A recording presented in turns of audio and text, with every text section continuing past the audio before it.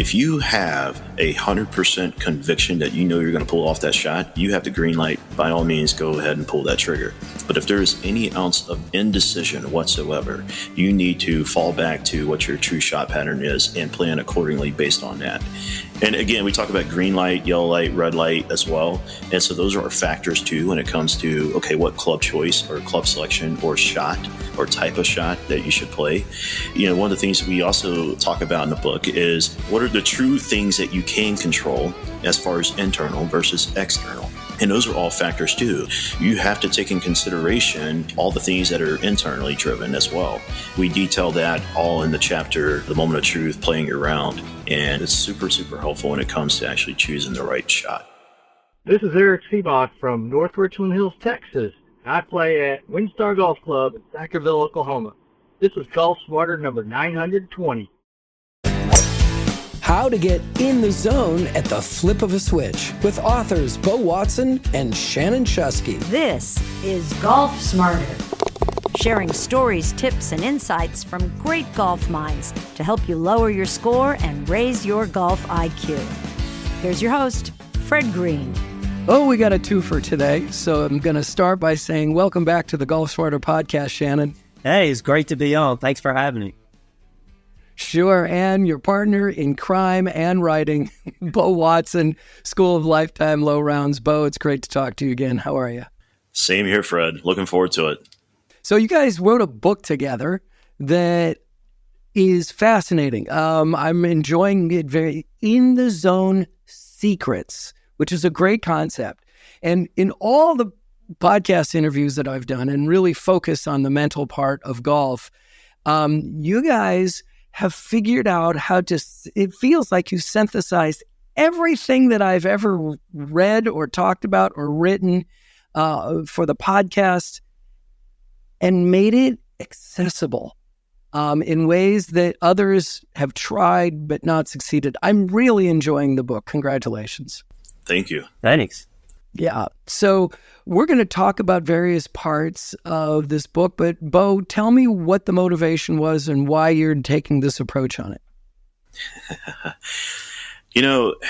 I was thinking about that just the other day, Fred, and it's an amazing journey and just really fast. Like when I got into this game, I fell in love from the very beginning. I had a dream to play on the PGA Tour, had a lot of success in junior golf. And what was so fascinating was in high school, things went south. And the reason why it went south was because I got so caught up in, the perfect swing and the search for it and trying all the latest tips and all these things. And unfortunately, none of it really helped because they weren't pertaining to me. And I didn't have that filter. And so I originally thought it was the mental side of the game. And so as a result, I go down this path and I started consuming all the mental stuff and none of that helped.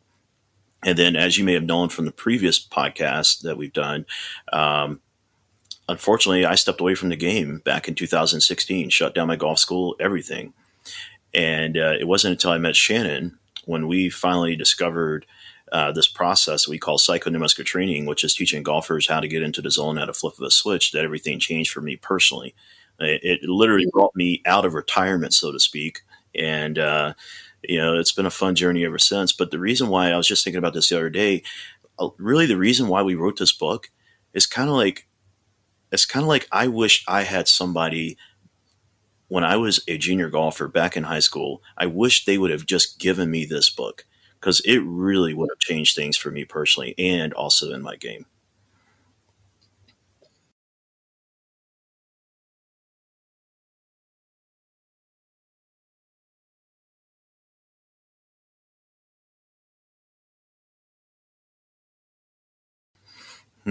That's a great question.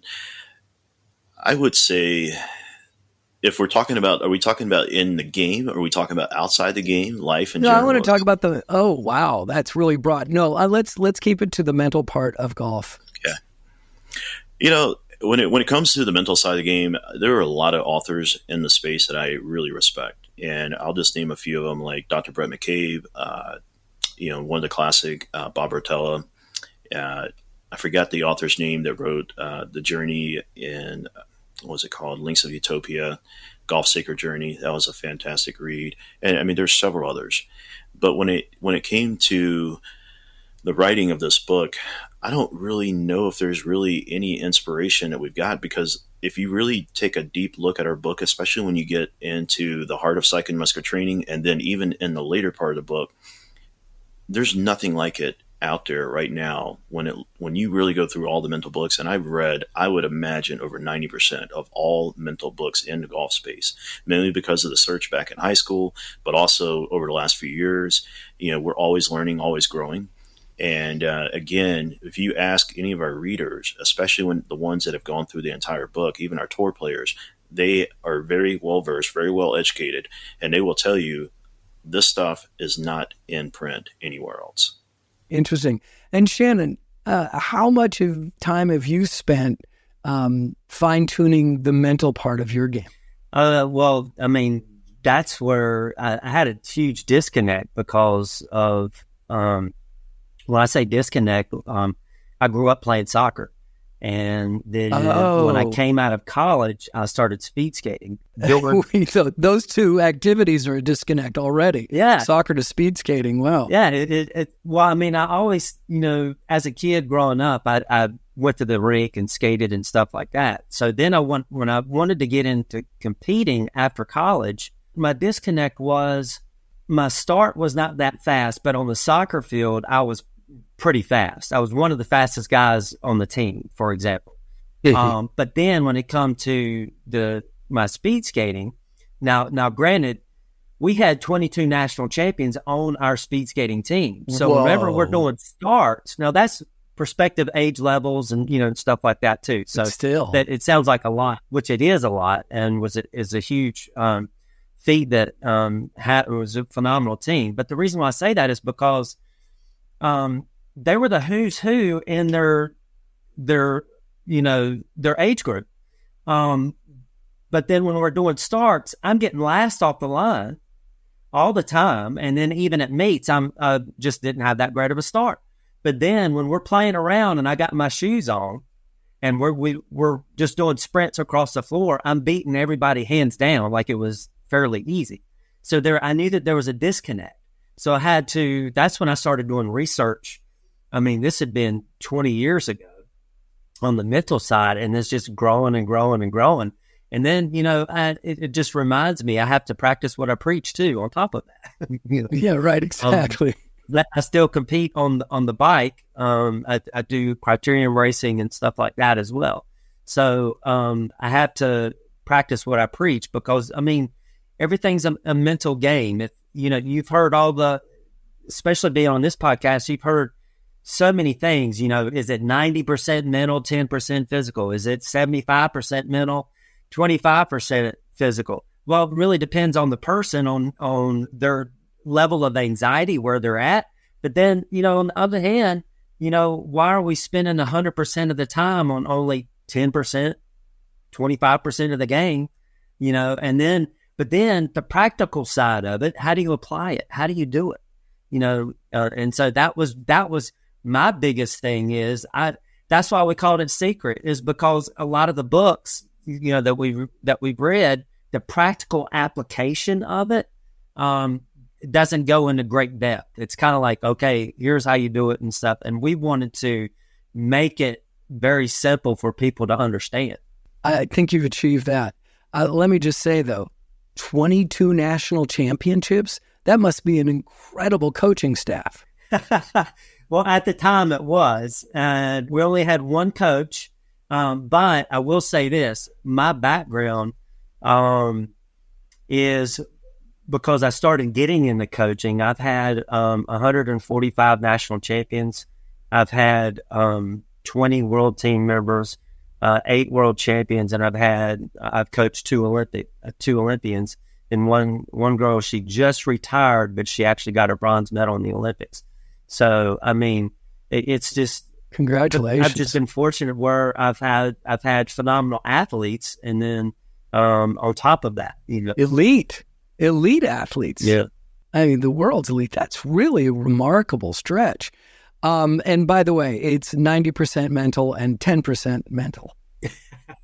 Yeah, I love it. No way getting around. All right, 9% mental, 1% mechanics. Oh man, but we spend most of the time on the mechanics, right? Absolutely, 100%. Yeah. How did you guys work together to decide what would be in the book and what wouldn't be in the book? And actually, that's a question that we're going to take after this break. We'll get back to it with Shannon Shuskey and Bo Watson right after this.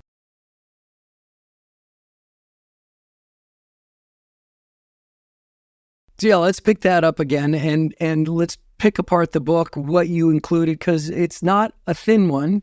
There's a lot of content, a lot of dense content in there, but it's really, I've been reading it like word for word as opposed to glancing over it because the content is so rich and so strong. Highly recommend this book. Congratulations. But how did you guys approach this together and how it worked out? Shannon, you want to start? Yeah, we actually had a course that we did for our clients, and we wanted to make a practical application for everybody as well. And then so we basically broke down the course, and then we knew this too. We found because of writing a book, we had to make sure that our research was correct and everything, and then we're going back and we're going through all these different case studies, and then we're like, oh my God, there's so much new stuff that's out there as well on top of it. Man, I need to become, and so we're learning in even more stuff of what we were actually already teaching and then combining it together. So it's the way I like to put it is like the mental game is a jigsaw puzzle. And we've figured out a lot of ways to be able to put it together where it creates a great picture and for someone to actually to perform at their highest level. And Bo, what is your perspective? I feel like this is couples therapy. Bo, what is your perspective on your approach to this book? I love it. Yeah, that's hilarious. We're pretty much like a couple in the business side of the world. It's so fun, because when it comes to like questions and answers, I mean, it's verbatim about what I would say. But the one thing I would add to what Shannon shared is like, we're on a mission to help 100,000 golfers or more to shoot their new lifetime low rounds over the next few years. And one of the biggest ways that we're going to unlock that is by the writing of this first book that we're going to publish. We feel so strongly, like I told this possibly off air, but I want to share here. We have four books that are going to be coming in the series. It's In the Zone Secrets, and then it's Consistent Golf Secrets, and it's going to be College Golf Secrets and Road to the Tour Secrets. But we feel so strongly about this first book over the Consistent Golf Secrets book, which is 80% written and completed, that we know this is what's going to unlock it much faster for golfers. And we know that this is going to be the key because we're a firm believer in really when it comes to people getting better in their games. It's like Shannon shared, people are going about it by focusing on technique. But the reality is when you look at the best players in the world, and this is something that has been so fascinating over the last few years when we've been doing this research, if you go back to a guy named Alex Morrison, he was the godfather of what's called mental imagery. And when you go back and you look at what this guy accomplished, there were people that I'll bring it full circle, but he was the first person that wrote the book Better Golf Without Practice in 1940. Now, he was also the first guy that was able to study high-speed pictures or video of the swing, so to speak. But what's so fascinating about him is that Henry Pickard, who also worked with Ben Hogan and Sam Snead, he was a direct disciple of Alex Morrison. Now, isn't it interesting that Sam Snead and Ben Hogan are two of the absolute best when people look at as a model for the swing, or just in general? Sam Snead, who won all the, he's right now tied with Tiger with the most PGA Tour wins in history. But let's take it one step further. Jack Nicklaus has been famous for saying a lot of mental quotes over the years and stuff. But who was his first coach? It was Jack Grout. Well, who did Jack Grout learn his stuff from? It was Alex Morrison. Wow. Now, let's go to the LPGA side of things. Mickey Wright, who is Hall of Fame worthy, one of the top three best all-time on the LPGA side of things. Her coach, Harry Pressler. Well, who did Harry learn under? Let me get. It was Alex Morrison. Yeah. So what's happened over the last few years is people have gone away from one of the biggest things that most people do, and I'll share this because I'm a big fan of Bob Rotella and I respect a lot of his work.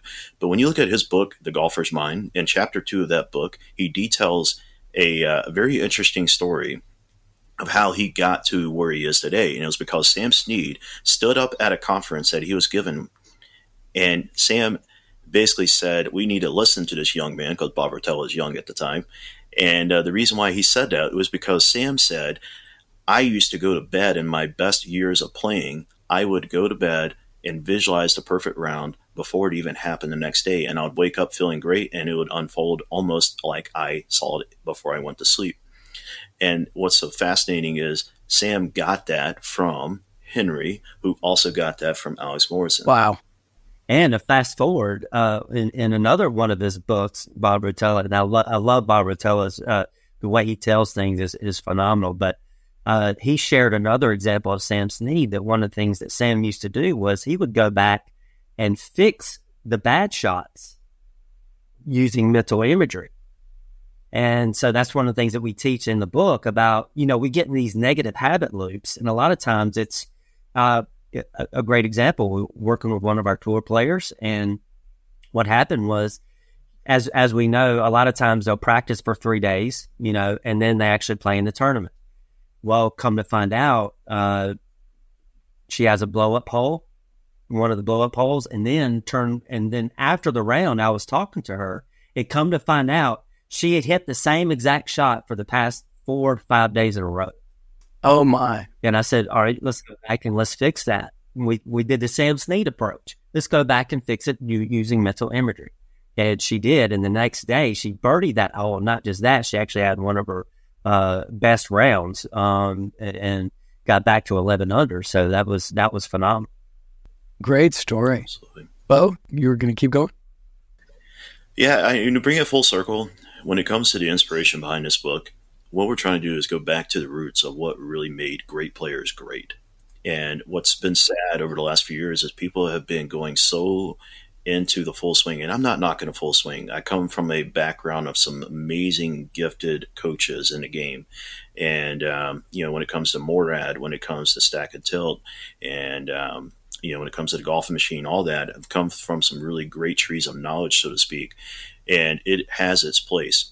But what happens is, or I should say what has happened in this game, has been so many people have been caught up in the search for the perfect swing that they forget what's the most important thing, and that is your brain is what controls your muscles, which actually makes the swing. And so one of the things in our book that we actually show is how we can use what's called kinesthetic mental imagery to actually accelerate swing changes. And that's first and foremost. And there are studies that we share in the book that actually back that up. And we've actually seen case studies of our own players. Like, we got numerous case studies of players that have gone through a program that have gained 20 to 25 yards on their drives and even through every club in a bag without us even seeing their swings. Really? Keep going. Yeah. Yeah. What's the it's so interesting. We talk about this a lot on the show, and it's like the difference between swing mechanics, working on your swing, and playing golf. There's a huge gap there. Absolutely. Right? Because so much of the focus on lessons and with teachers is swing mechanics and your grip and your position, your PGA, position, grip, and alignment. And then the mechanics of your hands and where are they and this and that. But that's not playing golf. There's a big difference. And so much of the mental part that we're talking about and what you're writing about, and there's stuff that I want to go in depth on with you, is that mental aspect of the game that gets in the way, that holds back our performance. 100%. I'm going to go back to Alex Morrison real quick. Sure. Again, a guy that Henry Pickard said he had one. Henry Pickard said he had one of the absolute best swings he's ever seen in person. That's saying something, okay? But at the same time, one of the things that Alex shared in his book that really got, I guess you would say, one of the biggest success stories that he accomplished was he believed in sitting people down and having them rehearse what he called the 5 swing keys, or 5 Morrison swing keys. And I'll give you a perfect example. It was comedian Lou Lore, had never broken 90 before, ever in his life, been playing the game for a long time. And what was so fascinating is he gave an example of how he sat him down for 2 weeks in his chair, had him rehearse the 5 Morrison swing keys. So he's doing nothing but mental imagery. The next round he goes out and plays, he shoots, I think it was like 87 or something like that. And he did all that without working on a swing physically. He did it all just through mental imagery. Point well taken and accepted. Shannon, you had a response to that? Yeah, I mean, well, if you look at the LPGA or PGA, it's not the swing that wins the tournament; it's the player. Good point. You know, and I've even talked with a guy is on my cycling team that I race with, who actually played golf at the college that I went to, and small world, I didn't even know that at the time, but he actually quit the game, and it was because of the mental aspect. And I was like, oh my God. He moved to a whole thing. And so the beautiful thing is about these, it's not just one system. There's a lot of different things that we put together that's in the book that really will help the golfer over and over again. Like we've heard people say, you know, I may have shot my worst round, but I enjoyed it the most. It was, you know what I'm saying? It's like, I've never heard that, but okay. yeah. But the whole point was that the mindset is there's a big shift there where they're not carrying the weight of every hole or a bad shot. And then what happens is you start watching the score drop a little bit more, drop a little bit more, drop a little bit more, because they're enjoying the game. And that's a huge thing. That's why, like what Bo said, you know, I'm on board with him when it comes to 100,000 golfers. You know, let's love the game. Well, listen, the person who said they had the highest score, shot the highest round of their life and had the best time, my next question would be, how much alcohol did you consume? And who were you with during that round? We're going to find out that information in this commercial break, and we'll be right back after this.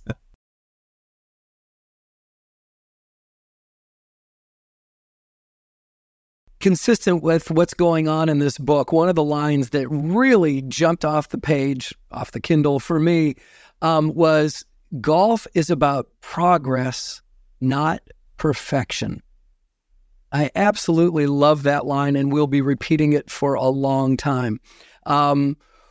Let's talk about where that came from, and then we're going to pick on other parts of the book. I have a whole section that I just want to focus on one area of this one section for the rest of our time together, hopefully. But give me some background on that one, Bo. Golf is about progress, not perfection. Absolutely. You know, Shannon and I, we have a big belief in you're never failing. Like there's no such thing as failing. You're either learning or you're succeeding. That's really what it comes down to. And so that's really the biggest thing that we believe. And we're always learning. And we're big, you know, believers in like the Thomas Edison. You know, he didn't find, was it 2,000 ways, you know, that he failed. It was 2,000 ways that it didn't work. That's all it was. And then you just keep learning and keep building off of that. And it's these small incremental changes. You know, I'm a big Carolina basketball fan. And so I loved Roy Williams. You know, he won 3 national championships at Carolina, one of the best ever when it comes to the Hall of Fame. But he always made a comment over the years that really stuck out to me. He said the teams that won the national championships were the ones that played great defense, the ones that made that extra play, that extra hustle, you know, always given that extra effort. And those were the teams that made the difference. And so when it comes to the game, it's these small little incremental changes, even though they may look small on the surface. But really, when you start compounding and you adding them up, it just makes a major, major difference in the overall score, but also overall enjoyment of the game. Yeah. Shannon, you want to comment on that incredible quote? Yeah. Golf is about progress. I love it. And a big inspiration as far as for a lot of people has been the late Kobe Bryant. And I was watching an interview with him, and he was talking about losing. And he said, what do you get out of losing? And Kobe looked with a smile of excitement, and he goes, it's exciting. And you're like, why? It's because I learn more in that. But he says, but when I win, guess what? I'm still going back and analyzing it. And that's the thing is being able to going back and analyzing. We're a big proponent of, well, first being transparent with ourselves, okay, when we're on the golf course, of what's going on mentally, what's happening and stuff like that, but then journaling it. Yeah. You know, and journaling can be huge when you're on the golf course because, number one, like if you hit a bad shot, you can actually journal that, and that's like a brain dump. You're like, okay, let's not even think about that. Let's not carry it with us. And so when it comes about the progress, here's an example.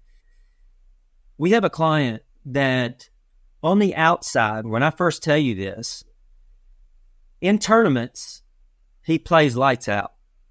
Now, when he's with his friends, he doesn't play as well with his friends. Whoa. But so on the outside, as a coach, I'm going, man, he shows up when competition is going, you know, he's going to perform. And when the pressure's on, that's what takes him to another level. But through his journaling, okay, he made me the wrong person for that.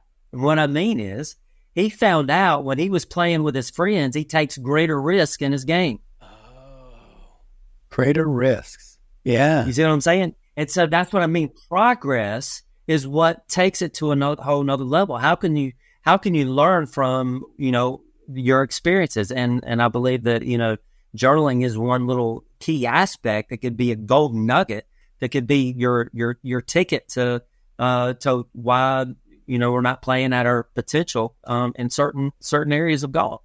Yeah, when you talk about taking greater risks around your friends, that sounds like ego gets in the way. Yeah.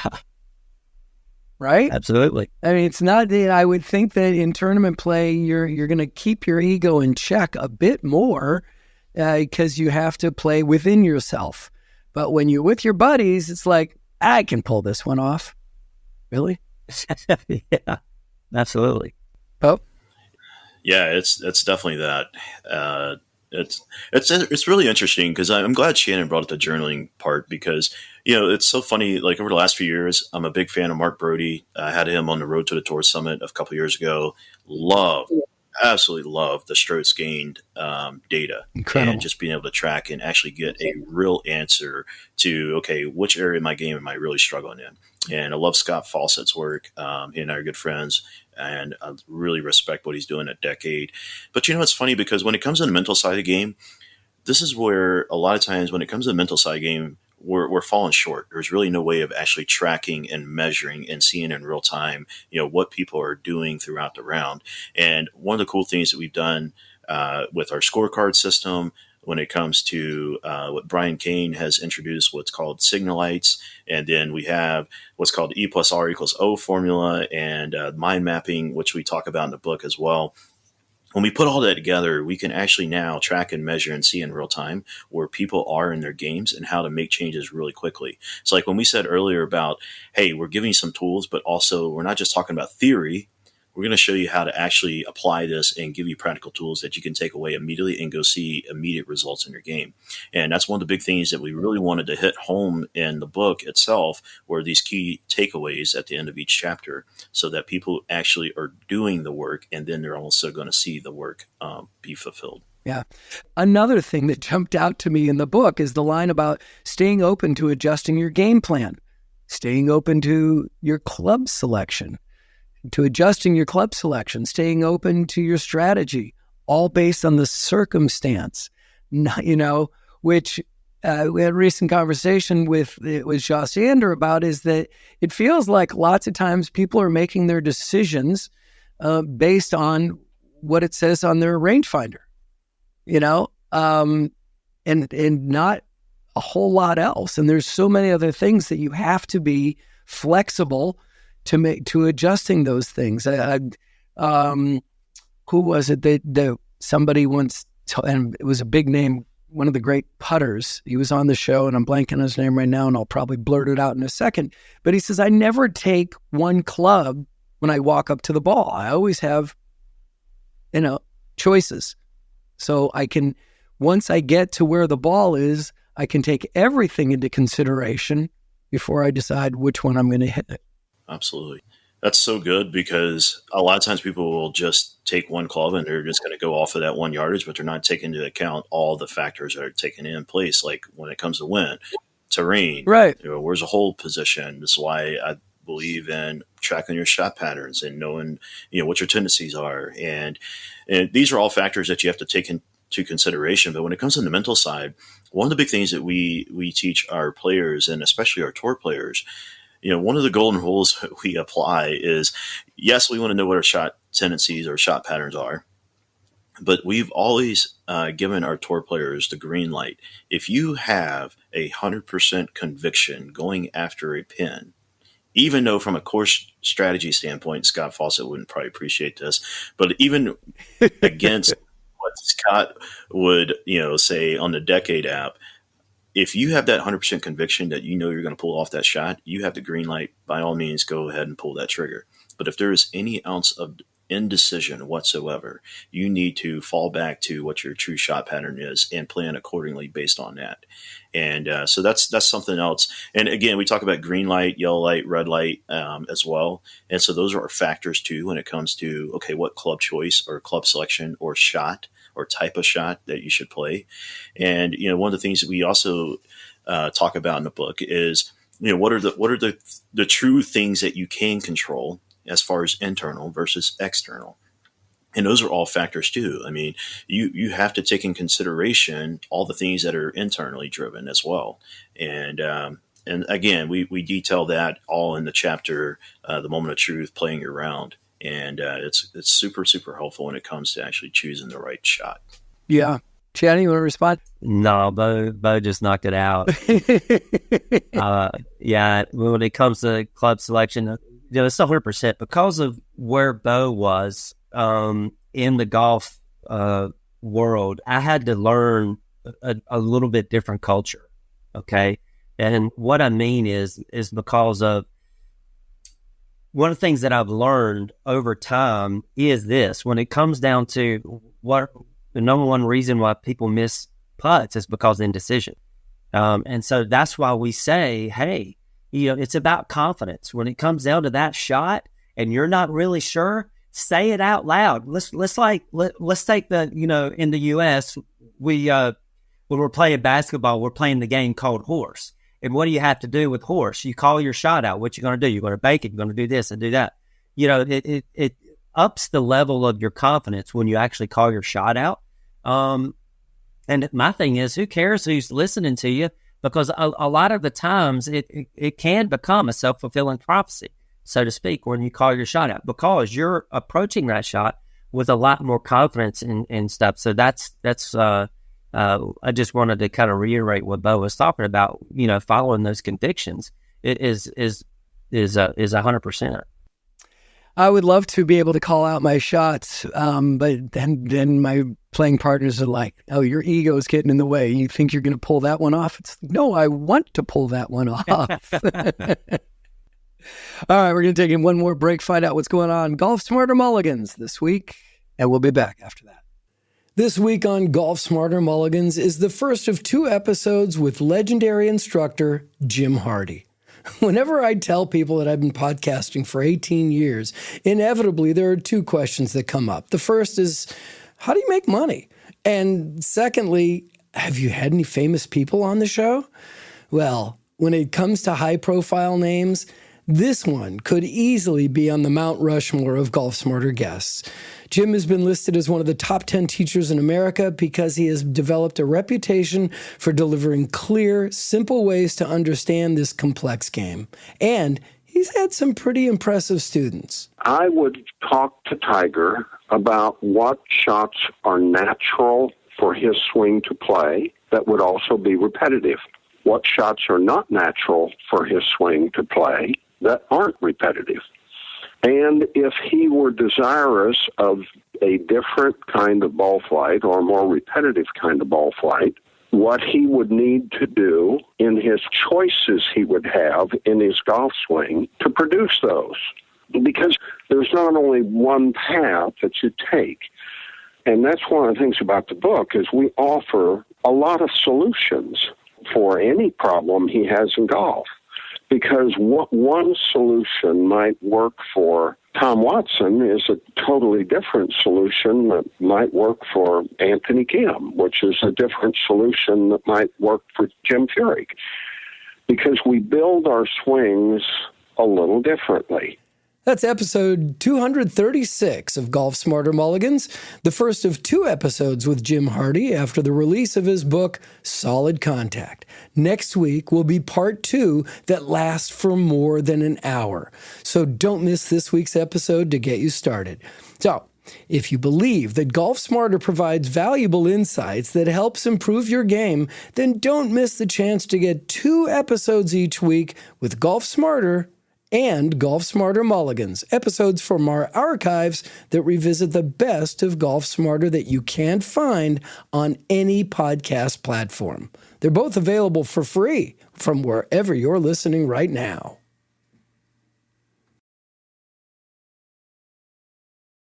One of the sections that really grabbed me, that unfortunately it really grabbed me, was the dangers of negative self-talk. And I just loved how you broke it down. There's so many elements and so many different ways that you can have the dangers of self-talk. And I'm going to bounce it, ping-pong it back between the two of you. And we're going to start with the first one. Bo, I'm going to throw this one at you. Self-doubt. Self-doubt, yeah. It's really interesting. In the very beginning of the chapter, we actually share a really cool story with one of our college golfers who used to have a very, very strong negative self-talk, and then also a lot of doubt. But what's fascinating is when we first met with him, we actually shared in real time, and we actually shared the whole story in the book. But what was so fascinating is we shared with him some of the studies that came out of Harvard.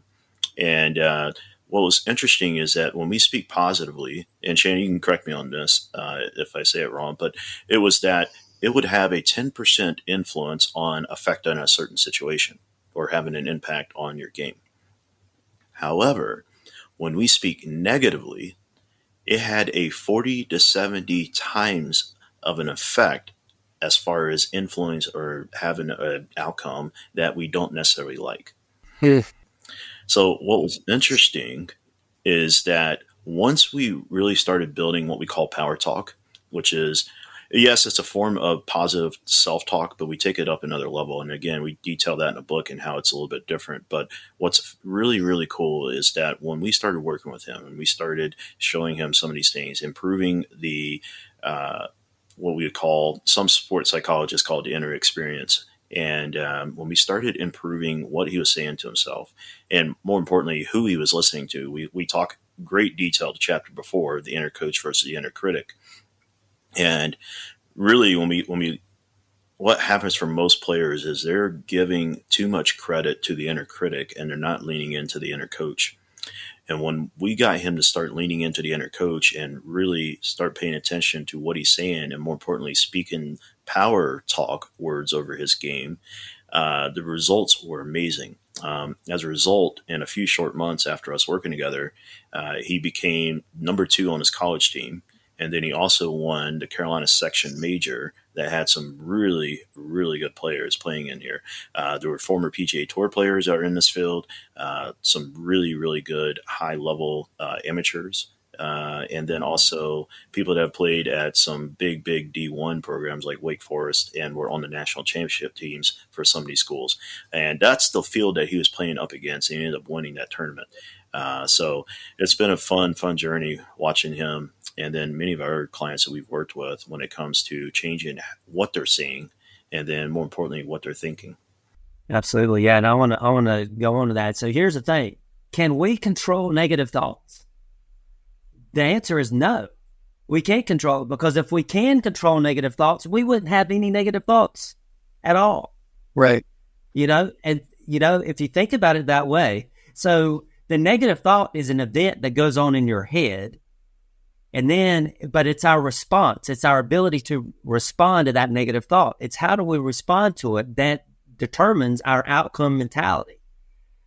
Like, for example, if you hit a bad shot, what happens is it's kind of like you can carry a mental brick with you.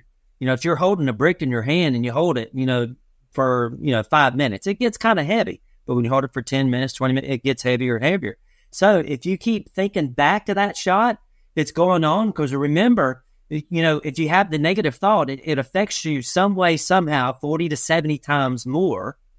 So that's why you want to switch that and to dump it and release it. We've heard about the think box, the play box. Well, what about the release box?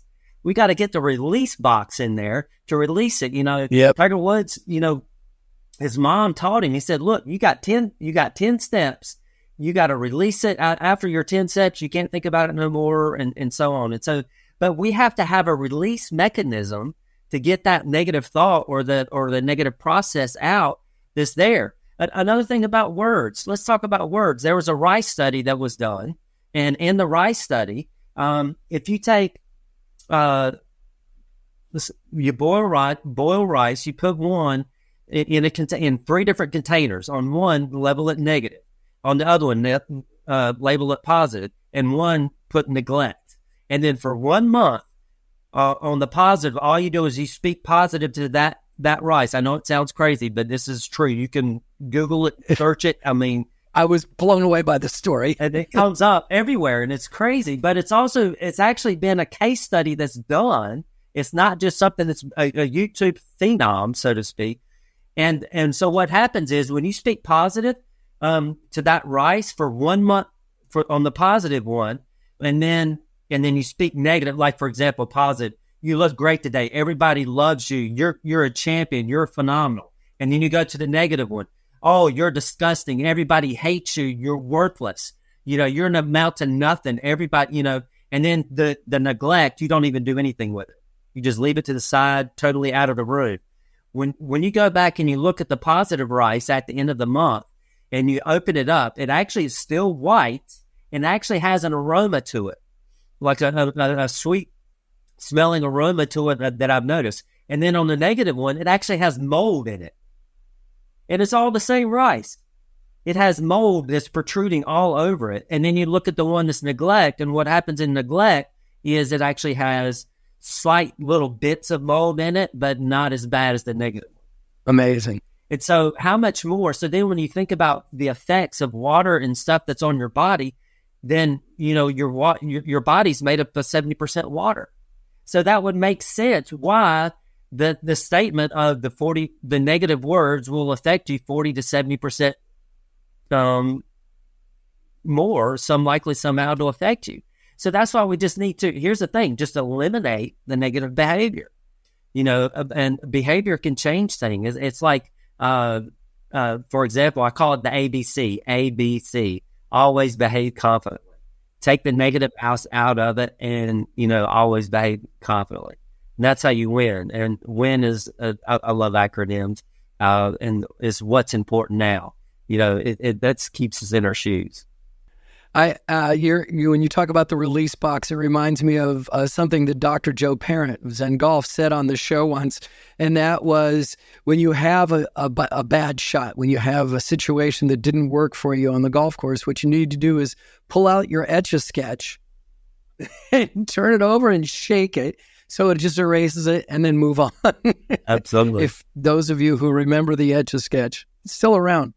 One of the other things in the book that it didn't make me question my faith, but it made me look at my faith in a unique way. And I don't know why it went to my faith, but you talked about, and you brought it up, Bo, the 3 voices that we have in our heads. You have the inner critic, the inner coach, and your own voice. And that's, not just golf, but so many things in life that those voices control you. And I loved the concept of paying attention to the inner coach and less attention to the inner critic. Yeah. And Shannon, feel free to jump in here as well. But I will say the fascinating thing about those 3 voices is that, one, they all sound like it's coming from us, because it does. It sounds like it's all originated from our own thoughts. But the reality is, and psychologists have a name for the inner critic. And they actually do talk a lot about that. And we list out the different most common ones that the inner critic takes on this voice. But the most important thing that I really want to hit home with all of that chapter, and it is a lot, but the beautiful thing is whether you come up from it from a spiritual standpoint or you just come from it from, non-spiritual at all, the beautiful thing is we give you a great way of looking at it through the lens of, like, when you're a kid and you're watching cartoons, you had the cartoon main character with an angel on one shoulder, and then you had the little devil on the other shoulder. And so the fascinating thing is we actually show you how you can actually look and listen to each. But more importantly, we give you ways to discern which is which. And it really does. When you go through that chapter and we list out all the different, I guess you'd say, common things that the inner critic will say, but also what the inner coach will say, you will very quickly start understanding which is your voice or thoughts and which is the inner critic's voice. And then more importantly, which is the inner coach's voice. And I'll tell you, it is so important, because I just got done sharing just a few moments ago how one of our college players won this section major. And one of the biggest keys to that was he was able to discern which voice he was listening to and which one he started leaning to. Powerful. Yeah, really powerful. So I'm not going to be able to cover all these points on this book, and we're going to have you guys back on maybe individually and do each episode with you. But I'm halfway through the book, and I'm about to be gone for a couple weeks. And so I'm going to be reading a lot on my Kindle. So I'm definitely looking forward to finishing it. What should I look forward to in the back part of this book, Bo? I will say that there's 2 chapters I really want to highlight. Number 1 is how to overcome competition anxiety. Yeah. And then the next one is playing your round, the moment of truth. And when it comes to that competition anxiety, I know for a fact you are not going to find another book in the golf space that go to the level of detail that we actually break down. And one of the things that I'll just kind of take it there is that the first part, we talk about mind mapping. And there was an amazing book written by Unwinding Anxiety. I forgot, I think it was Dr. Judson Brewer, I believe is his name. And he introduces a fascinating concept. But what we did is we took it and we actually applied it to golf. And it's a really powerful exercise that if you actually sit down and you go through and you map out, like, what are the common triggers that people are experiencing, what happens is we play this game almost like mindlessly. And we kind of go through the motions. And a lot of times, like, let's say, for example, you shank a shot. What will happen is very quickly people will go and, berate themselves, and they'll do negative self-talk, and they'll say, like, it's kind of like saying bad dog. Well, that's the old behavior. And we sometimes feel like we're doing something good in that situation, but the reality is not doing anything other than reinforcing the bad behavior. And more importantly, undermining your confidence. And then even more so, you're creating a domino effect of bad shots coming down the line. And before you know it, you're having a triple bogey or quadruple bogey on the scorecard, and you're looking back like, what in the world just happened? And what's fascinating is what we teach our players is, number 1, when we hit a bad shot, it's not a big deal because we're able to release it very quickly, because we show you how to do this, what's called a release trigger, but even more so, which we haven't even talked about in the Moment of Truth chapter, which is called the ball reset, or ball acronym. And that's going to be super fascinating. And if we have time, I can share a few case studies there. But really going back to the anxiety piece, a lot of times people come in this game and they want to play it for enjoyment. They want to have fun. But the reality is people still have life going on outside of golf. And this is a topic that not many people really go deep on.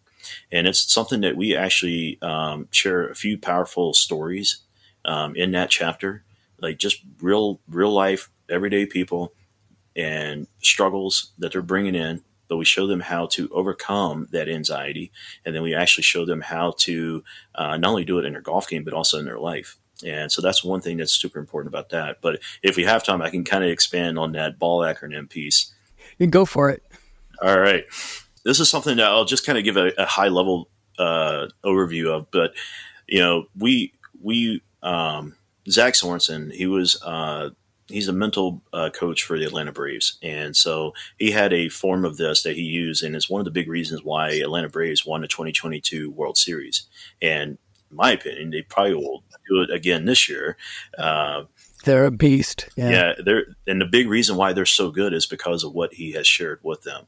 And so Wow. this ball acronym, we've taken parts of it and we've put it on steroids. And to kind of give you a high overview is we have what's called a ball acronym, which is like breathe, affirm, look back, look forward.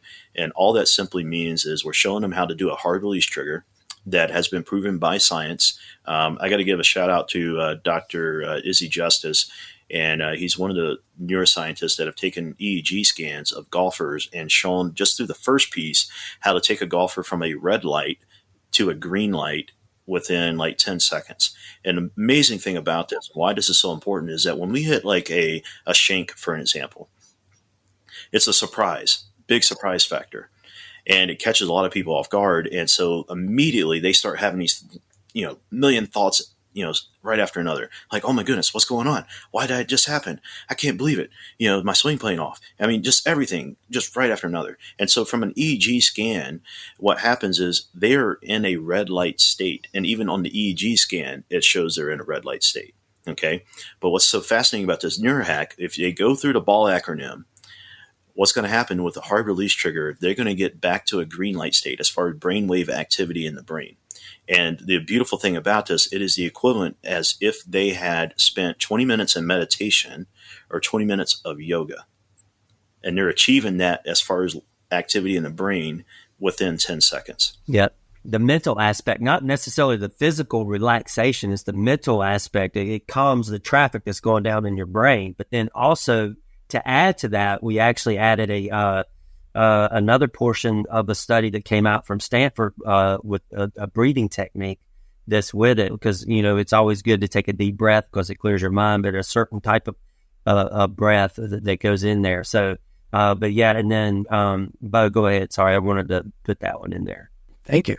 No, that was huge. Yeah, and that's the first letter is the B. It's that breathe with the hard release trigger, followed by the power talk, which we talked a little bit about. And it's super important why people need to have what we call a power talk bank, so to speak, of deposits that they have made ahead of time so they can draw them out at the time that's appropriate for the situation. And then what's called a look back is like a history search. And if they have a note card of all these amazing shots, they can go back, relive that through mental imagery, which we show them in the book how to do this.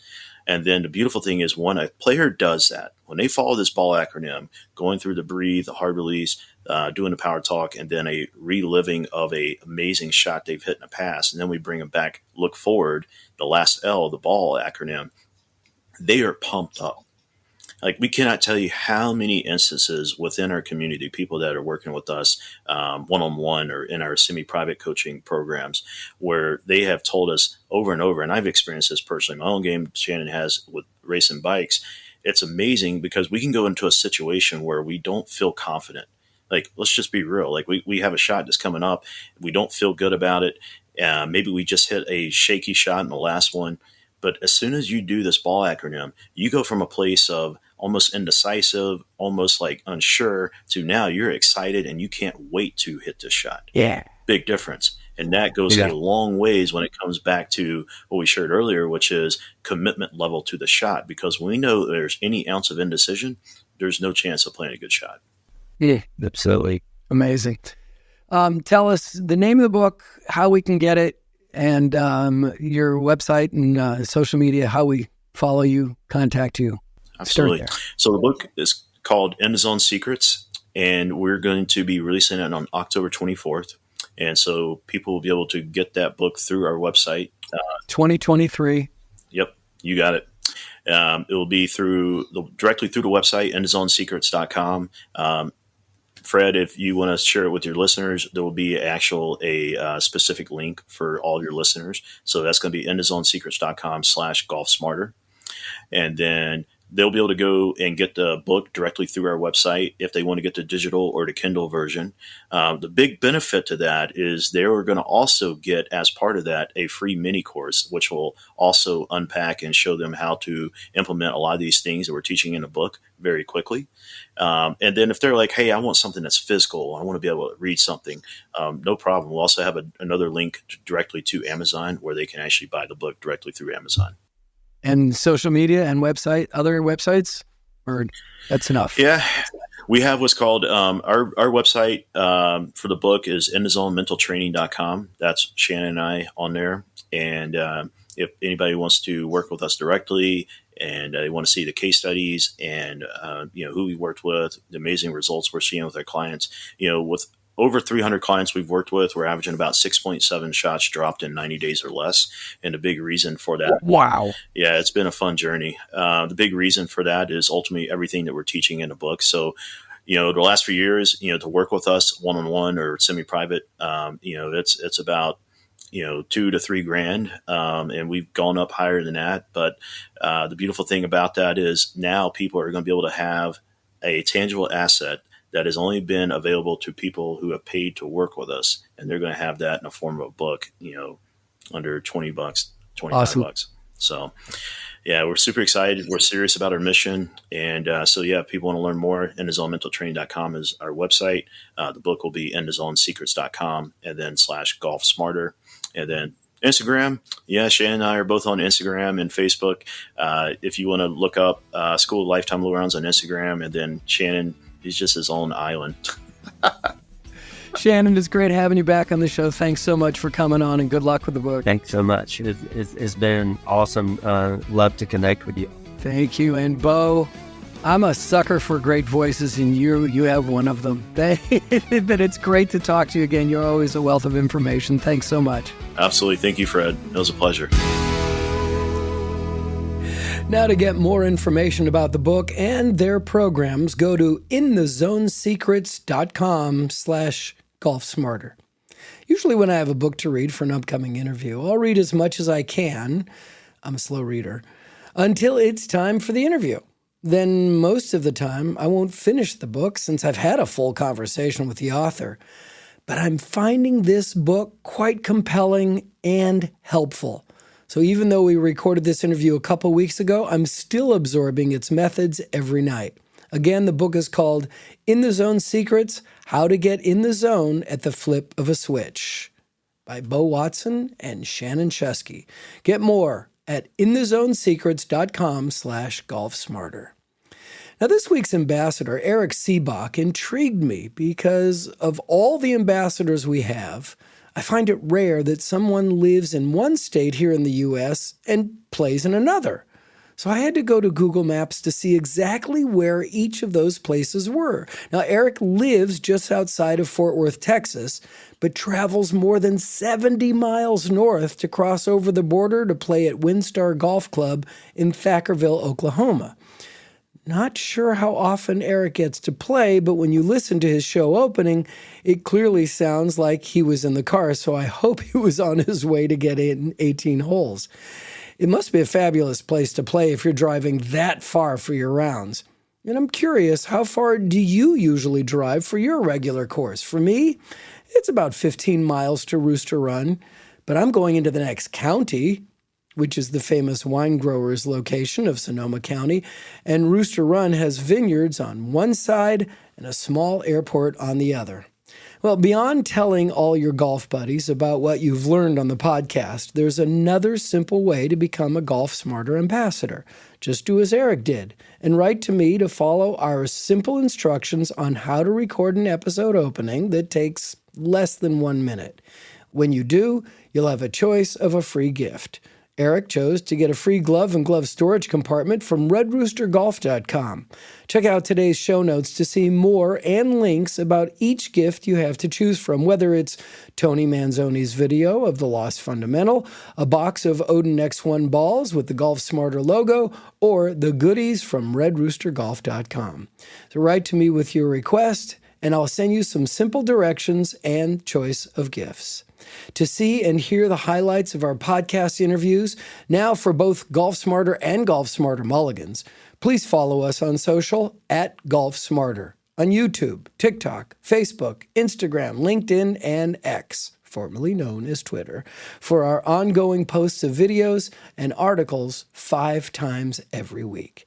If you have any questions, comments, suggestions for upcoming episodes, or want to join our list of Golf Smarter ambassadors who've received a free gift, write to golfsmarterpodcast@gmail.com or Click on the Hey Fred button when you visit golfsmarter.com.